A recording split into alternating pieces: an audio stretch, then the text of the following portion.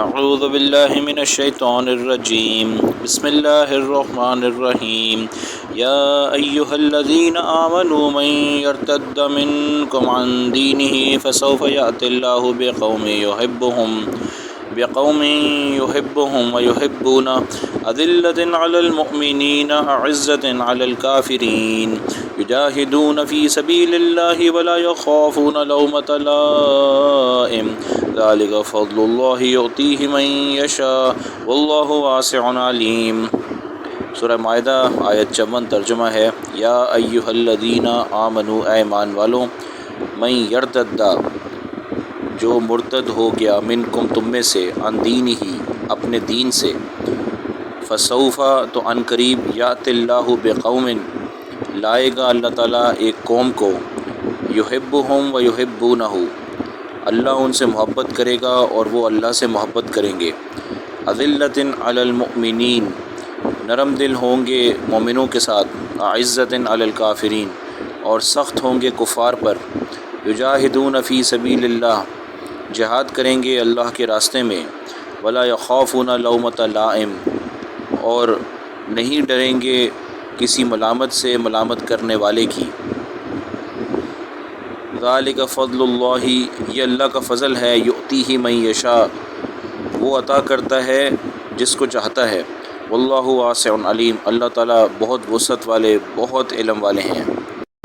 کچھ آیتوں پہلے اس بات کا تذکرہ تھا کہ مسلمانوں کو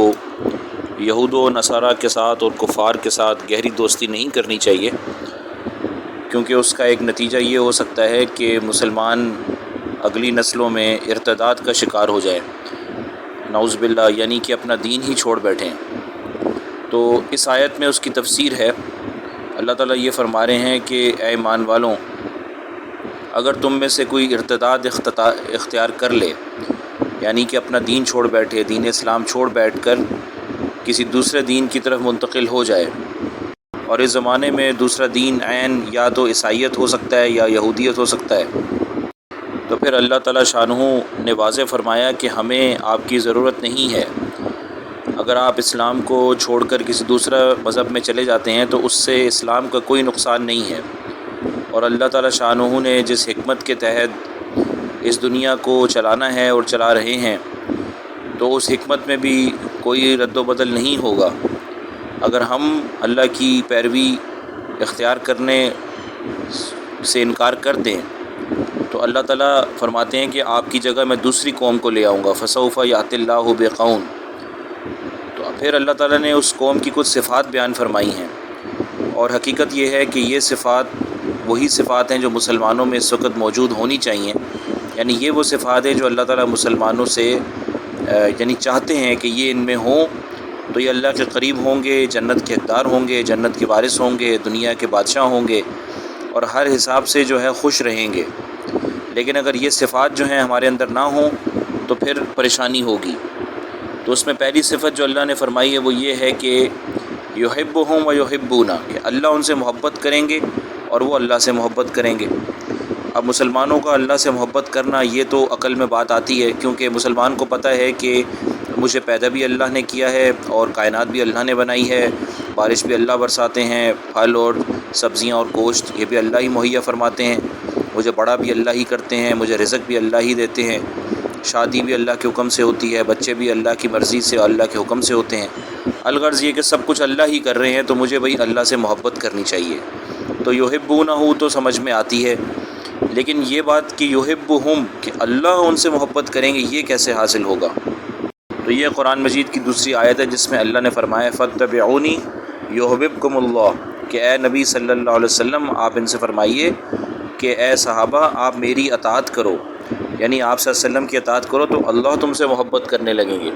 تو پتہ یہ چلا کہ حضور اکرم صلی اللہ علیہ وسلم کی اطاعت اتنی قیمتی چیز ہے کہ اس کے ذریعے سے اللہ تعالیٰ مسلمانوں سے محبت کرنا شروع کر دیتے ہیں۔ تو ہمیں چاہیے کہ حضور اکرم صلی اللہ علیہ وسلم کی ہر سنت کو بہت قیمتی سمجھیں، سونے کے پہاڑوں سے بھی زیادہ قیمتی سمجھیں۔ پوری دنیا اگر سونے کی کر دی جائے اور ہماری ملکیت میں آ جائے تو اس کے مقابلے میں بھی ایک سنت کو ہم زیادہ قیمتی سمجھیں، جیسے کہ بازاروں کی سنت ہے اور بیت الخلاء کی سنت ہے سونے کی سنتیں ہیں، کھانے پینے کی سنتیں ہیں، لباس کی سنتیں ہیں، ان سب سنتوں پہ ہمیں ایک ایک سنت پر عمل کرنے سے بہت زیادہ ثواب ملے گا اور اللہ تعالیٰ کی محبت حاصل ہوگی، جو کہ ایک بہت ہی بڑا اعزاز ہے۔ تو ہمیں چاہیے کہ ہم یہ صفت حاصل کرنے کے لیے حضور اکرم صلی اللہ علیہ وسلم کی سنتوں کا علم حاصل کریں، علماء کے پاس جا کر ایسی کتابیں ان سے پوچھیں اور اس میں پھر سنتوں کا علم حاصل کر کے ان سنتوں کو اپنی زندگی کا حصہ بنائیں۔ دوسری صفت اللہ نے فرمائی اذلۃ علی المؤمنین، یعنی یہ جو لوگ ہوں گے یہ مسلمانوں کے ساتھ نرم مزاج ہوں گے، یعنی کہ اگر ان کا کوئی قصور ہوگا بھی تو وہ اپنے بھائیوں کے قصور کو جو ہے معاف کرنے والے ہوں گے،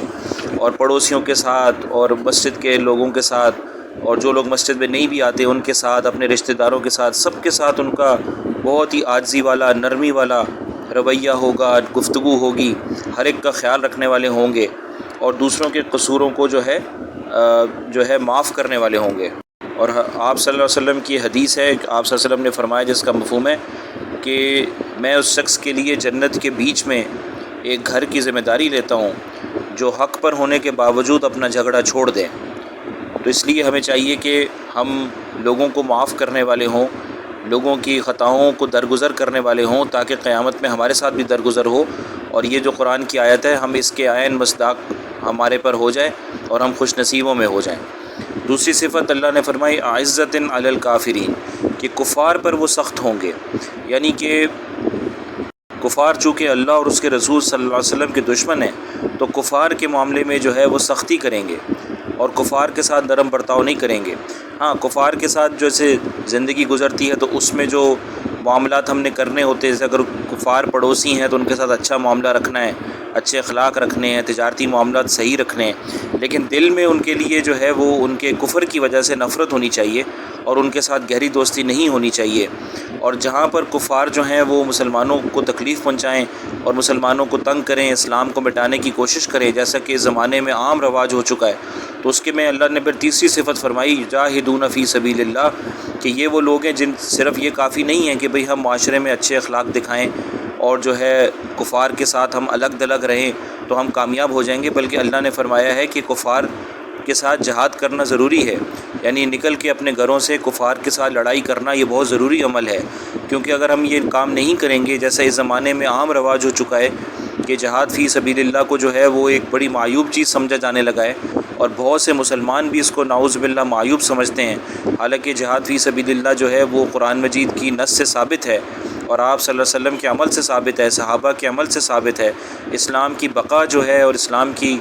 جو اقتصادی ترقی ہے وہ بھی اسی چیز کے اندر ہے۔ تو اس لیے ہمیں چاہیے کہ ہم عزت علی الکافرین میں یہ بھی شامل ہے کہ بھئی ہم کفار کے ساتھ جہاد کرنے کی جو ہے ترتیب بنائیں۔ اور چوتھی چیز جو اللہ تعالیٰ نے فرمائی وہ یہ ہے ولا یخافون لومۃ لائم، کہ اگر وہ حق کے کام میں یہ جو جماعت ہوگی اگر حق کے کام میں ان کو اپنے بھی برا بھلا کہنا شروع کر دیں، جیسا کہ ہمارے یہاں عام رواج ہے کہ کوئی بھی بندہ دینی کام شروع کرتا ہے، خاص طور پہ وہ بندہ جو حق پہ ہو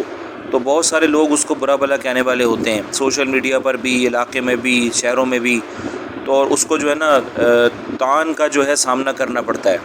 جس میں بہت سارے علماء حضرات بھی ہیں کہ بھئی علماء اگر کھڑے ہو جاتے ہیں کسی جگہ کے اوپر تو بھئی وہاں پر بھی ان کو جو ہے اکثر جو ہے بری نظر سے دیکھا جاتا ہے۔ اسی طرح کوئی بھی بندہ اگر سنت حلیے میں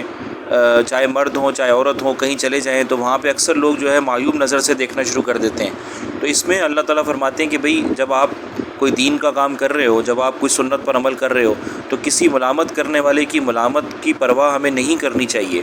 کیونکہ اس پہ جو اجر و ثواب مل رہا ہے، اس پہ جو دعوت مل رہی ہے پوری قوم کو، جو بھی آپ کو دیکھے گا اس کو آپ کی دعوت پہنچے گی، اس کا آپ کو ثواب ملے گا۔ جب تک آپ سنت پر عمل کرتے رہیں گے آپ کو ثواب ملے گا، دنیا میں عزتیں ملیں گی۔ ظاہری طور پہ تو لوگ جو ہے وہ سنت پر عمل کرنے والوں کو اور دینی کام کرنے والوں کو ظاہری طور پر تو برا سمجھتے ہیں، لیکن دل میں جو ہے اکثر لوگ ان کی عزت ہی کر رہے ہوتے ہیں، اور پھر آخرت میں جو بادشاہت ملے گی، آخرت میں جو مقام ملے گا اس کا تو کوئی مقابلہ کر ہی نہیں سکتا۔ اس لیے اللہ نے آگے فرمایا ذالک فضل اللہ یؤتیہ من یشاء، کہ یہ بہت بڑے فضل کی چیزیں ہیں اور اللہ تعالیٰ ہر ایک کو یہ نہیں دیتے ہیں، اللہ تعالیٰ اسی کو عطا فرماتے ہیں جس کو اللہ تعالیٰ چاہتے ہیں، جس کی وہ طلب دیکھتے ہیں، جس کا دل جانتے ہیں کہ بھئی یہ بندہ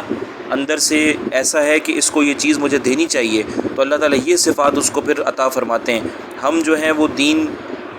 دین کی کاموں کو، دین کے احکامات کو چھوڑ کر ہم سمجھتے ہیں کہ ہم بچ گئے، لیکن حقیقتاً ہمیں جو ہے عمل کرنے کی کوشش کرنی چاہیے تاکہ ہم ان خوش نصیبوں میں شامل ہو جائیں۔ اللہ آگے فرما رہے ہیں واللہ واسع علیم، اللہ تعالیٰ بڑی وسیع، بہت وسعت والے ہیں، اگر وہ چاہیں تو یہ سب چیزیں سب کو عطا فرما دیں، لیکن اللہ تعالیٰ علیم ہیں تو وہ بہت زیادہ اپنے علم کی وجہ سے وہ جانتے ہیں، حکمت جانتے ہیں، تو وہ اسی کو عطا فرماتے ہیں جس کو وہ چاہتے ہیں۔